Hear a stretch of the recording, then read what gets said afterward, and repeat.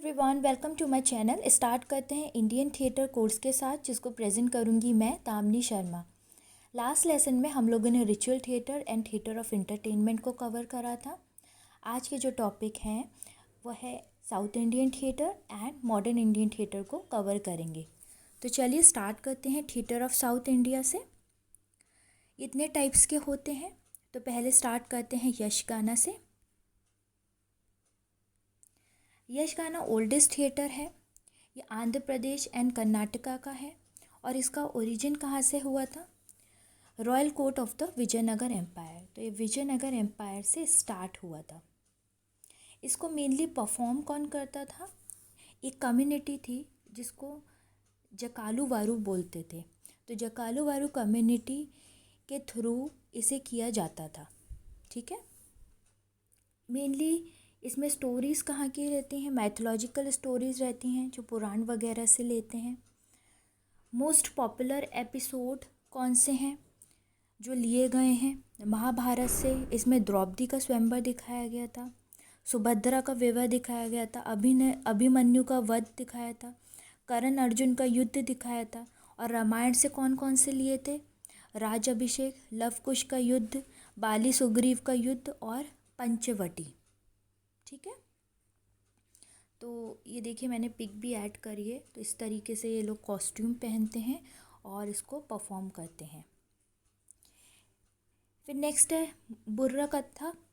बुर्रा क्या होता है? एक तरीके का इंस्ट्रूमेंट होता है। और कथा का मीनिंग क्या होता है? स्टोरी।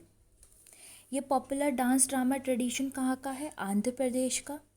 और इसका नाम कहाँ से हुआ है? Derive its name from the Burra. एक तरीके से ये इंस्ट्रूमेंट होता है। तो आप ये पिक में देख सकते हैं, ये होता है ये इंस्ट्रूमेंट। ठीक है। इसमें जो परफॉर्मेंस होती है उसमें मेन आर्टिस्ट होता है और 2 वंथाज होते हैं। ठीक है। तो इसमें बेसिकली 3 आर्टिस्ट रहते हैं। एक मेन आर्टिस्ट रहता है और 2 उसको सपोर्ट के लिए रहते हैं।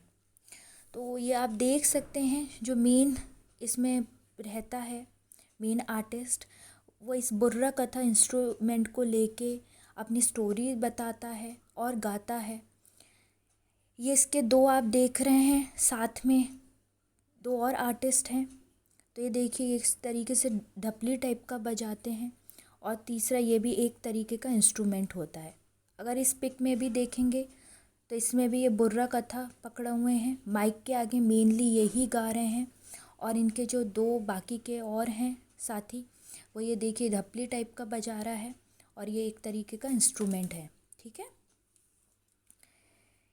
इसमें it's a narrative entertainment it consist of a prayer. Solo drama होता है, डांस होता है, सॉन्ग होता है, पोएम्स होती हैं और जोक्स होती हैं। ठीक है। फिर आते हैं पगती वेसालू पे। ये तेलंगाना का है और कृष्णा डिस्ट्रिक्ट ऑफ आंध्र प्रदेश का है। इसमें प्राइमरी रोल जो रहता है प्लेइंग एक्ट होता है और जो प्रिंसिपल कैरेक्टर होता है वो वेशम होता है। तो मेनली जो पगती वैशालू का एम रहता है वो सोसाइटी को रिफॉर्म करना रहता है। इसे 3 से 4 लोग परफॉर्म करते हैं। ठीक है। फिर आते हैं बयालता पे। इसे ओपन एयर थिएटर में करा जाता है और ये कहाँ का है? कर्नाटका का। ये 5 टाइप का होता है: दशहरा, सन्नता, दोदता, परिजाता एंड यक्षगाना। तो बयालता में ये याद रखने वाली बात है, ये 5 टाइप का होता है। तो इनके नाम याद रखिएगा, एग्ज़ाम पॉइंट से इम्पॉर्टेंट है। और इसमें मेनली जो स्टोरीज़ दिखाई जाती हैं वो किसके ऊपर दिखाई जाती हैं? कृष्ण जी और राधा जी के ऊपर। ठीक है। फिर नेक्स्ट है तलमंडाले। ये कर्नाटका एंड केरला का है। तलमंडाले में क्या होता है? इसमें कोई डांस नहीं होता है, एक्टिंग नहीं होती है। बस इसमें जो लोग होते हैं वो माइक के आगे बैठ के स्टोरीज़ बताते हैं, मंजीरे बजाते हैं और एक तरीके का ये मंडाले होता है उसे बजाते हैं। तो इसमें तल मंडाले में ये चीज़ देखने वाली है, इसमें कोई डांस एक्टिंग नहीं होता है, ये बस बैठ के परफॉर्म होता है। तो ये देखिए इस तरीके से होता है। ये स्टेज है, ठीक है, ये माइक लगा हुए हैं, ये सारे लोग बैठे हुए हैं और इसमें वो लोग जो स्टोरीज़ बताते हैं वो किसके हेल्प से बजाते हैं, म्यूज़िक कैसे होते हैं, मंजीरे होते हैं, ये हैं, ठीक है। और ये मंडाले होता है। कोई ड्रेस नहीं होती है, सिंपल जो पहने होते हैं उसी में ही परफॉर्म करते हैं, ठीक है।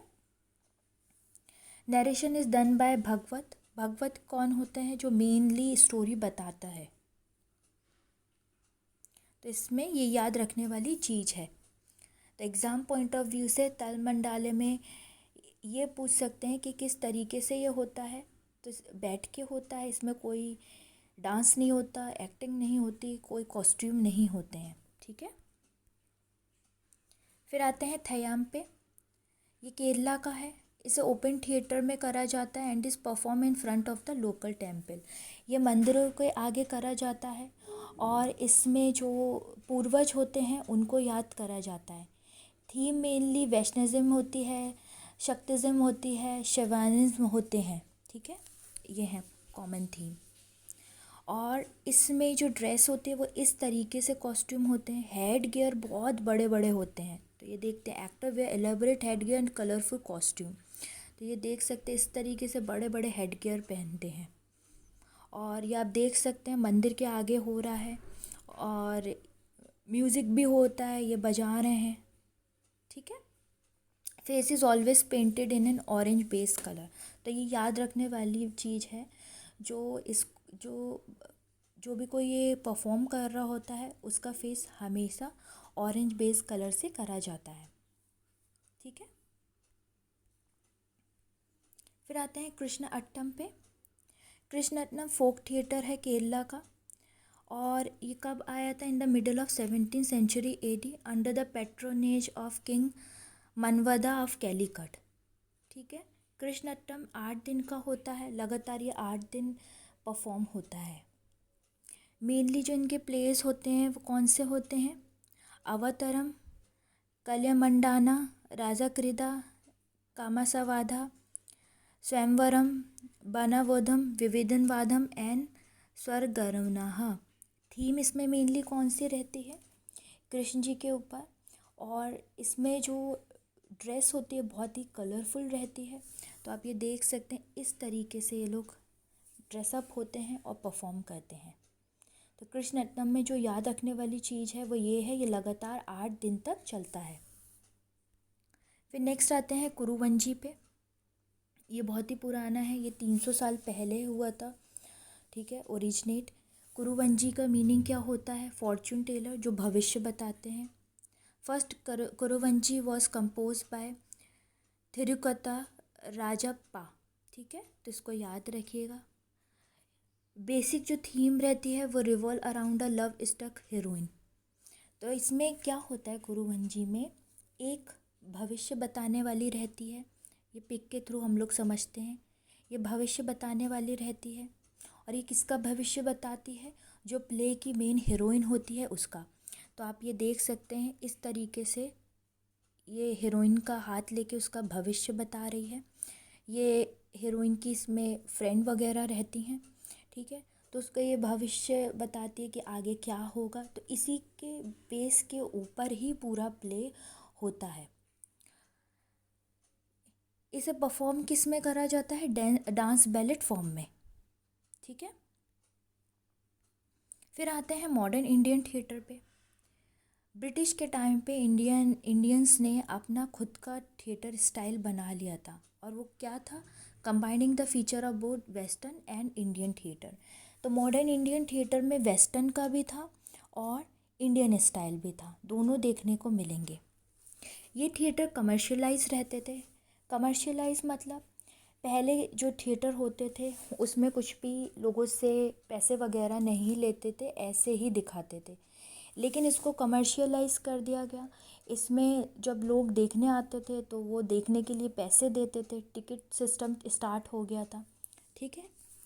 कॉमन जो थीम्स रहती थी वो डाउरी रहता था, कास्ट सिस्टम रहता था और पॉलिटिकल अफेयर्स भी रहता था। तो काफ़ी सारे लोगों ने अपने अपने थिएटर बनाए थे। जैसे एक पारसी थिएटर था जो बहुत ज़्यादा फेमस था, 1850s में ये बना था करीब, और मेनली जो इसमें लैंग्वेज रहती थी वो गुजराती और मराठी रहती थी। ठीक है। और भी बहुत सारे थिएटर हुए, तो मैंने इसमें बस कुछ ही ऐड करे हैं तो जो बहुत ज़्यादा फेमस हैं। तो पहले हैं ये पृथ्वी थिएटर। इसको 1942 में इस्टेब्लिश करा था, और किन्होंने करा था? पृथ्वीराज कपूर ने। उन्होंने जब ये स्टार्ट करा था तो इसमें करीब 150 आर्टिस्ट थे, और 2000 से ज़्यादा इसमें प्लेस हुए थे। तो आप ये देख सकते हैं, मैंने पिक भी ऐड करी है पृथ्वी थिएटर की। ठीक है। फिर नेक्स्ट है इंडियन पीपल थिएटर एसोसिएशन। ये 1943 में हुआ था, लेकिन ये डिसबैंडेड हो गया था 1947 में। और इसमें बहुत ही फेमस लोगों ने काम करा था। बलराज साहनी ने, पृथ्वीराज कपूर ने, उत्पल दत्त ने। तो अगर आप लोगों ने पुरानी फिल्में देखी होंगी, बलराज साहनी बहुत ही फेमस एक्टर थे। पृथ्वीराज कपूर थे जो राज कपूर के पिता थे। ठीक है। अदर थिएटर्स कौन कौन से हैं? कला क्षेत्र मणिपुर, ये हिस्नाम कन्हैया लाल ने बनाया था 1969 में। क्यूरस रिपेट्री थिएटर है, रतन ध्यानम ने करा था 1976 में। नेशनल स्कूल ऑफ ड्रामा तो आप सभी ने ही सुना होगा, बहुत ही फेमस है। और संगीत नाटक एकेडमी 1952 में। बहुत सारे इसमें राइटर्स भी आए थे बहुत फेमस, जिन्होंने प्लेस लिखे थे। एक हैं जैसे रविंद्रनाथ टैगोर, और भी बहुत सारे कलाकार इसमें थे, थिएटर से जुड़े हुए और राइटर थे। तो जो मेनली मॉडर्न थिएटर के अगर आप नाम लेंगे तो वो रविंद्रनाथ टैगोर जी थे, जिन्होंने बहुत सारे प्लेस लिखे, और उनके प्लेस पे बहुत सारे लोगों ने परफॉर्म भी करा था। ठीक है। तो यहीं पे साउथ इंडियन थिएटर और मॉडर्न इंडियन थिएटर का टॉपिक एंड होता है। अगर आपको मेरा लेसन पसंद आया है तो आप इसे लाइक करिएगा, शेयर करिएगा और सब्सक्राइब करिएगा मेरा चैनल। और यहीं पे हमारा एंड होता है कोर्स इंडियन थिएटर का। ठीक है। Thank you.